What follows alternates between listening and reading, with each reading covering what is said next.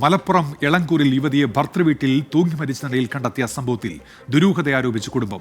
വ്യാഴാഴ്ചയാണ് പൂക്കോട്ടുംപാടം സ്വദേശി വിഷ്ണുജ മരിച്ചത്. വിഷ്ണുജയെ സൗന്ദര്യം കുറവെന്ന് പറഞ്ഞ് ഭർത്താവ് പീഡിപ്പിച്ചിരുന്നുവെന്ന് കുടുംബം ആരോപിക്കുന്നുണ്ട്. ഭർത്താവ് പ്രഭിനെ മഞ്ചേരി പോലീസ് അറസ്റ്റ് ചെയ്തു. ഭർത്തൃവീട്ടിൽ ഒരുങ്ങുന്ന കൊലക്കേറുകളുടെ എണ്ണം വർദ്ധിക്കുകയാണ്. ഓരോ ജീവൻ പൊലിയുമ്പോഴും സമൂഹം ഒന്നടങ്കം പറയുന്നതാണ് ഇനി ഉണ്ടാകരുതേ എന്ന്. പക്ഷേ ആവർത്തിക്കപ്പെടുന്നു. ഇപ്പോഴത്തെ ഇര വിഷ്ണുജയാണ്.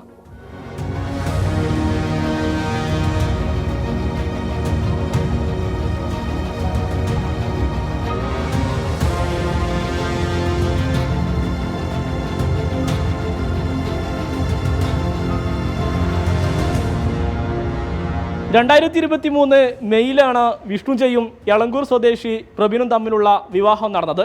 വിവാഹം കഴിഞ്ഞ് ഒരാഴ്ചക്കകം തന്നെ പ്രശ്നങ്ങൾ തുടങ്ങിയിരുന്നു എന്നാണ് കുടുംബം പറയുന്നത്.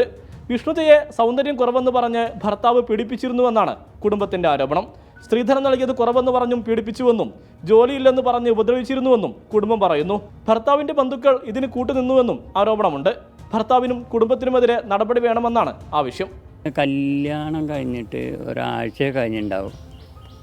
മറ്റേ ചെറിയ ചെറിയ പീഡനങ്ങൾ, അവൾക്ക് സൗന്ദര്യമില്ല, പിന്നെ അതേമാതിരി അവൾ ആരോഗ്യമില്ല, പിന്നെ അവൾക്ക് ജോലിയില്ല. അതാണ് മെയിൻ പ്രശ്നം.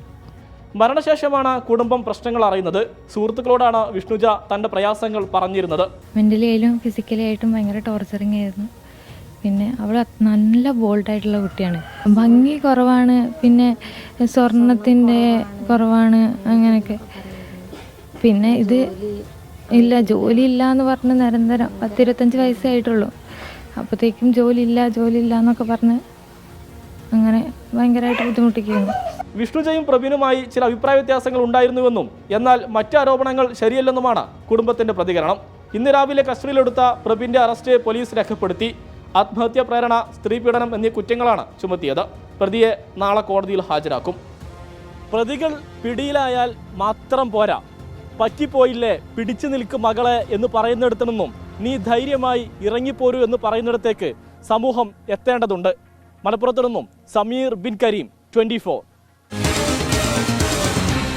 പൊതുജനം കഴുതയല്ല സാർ.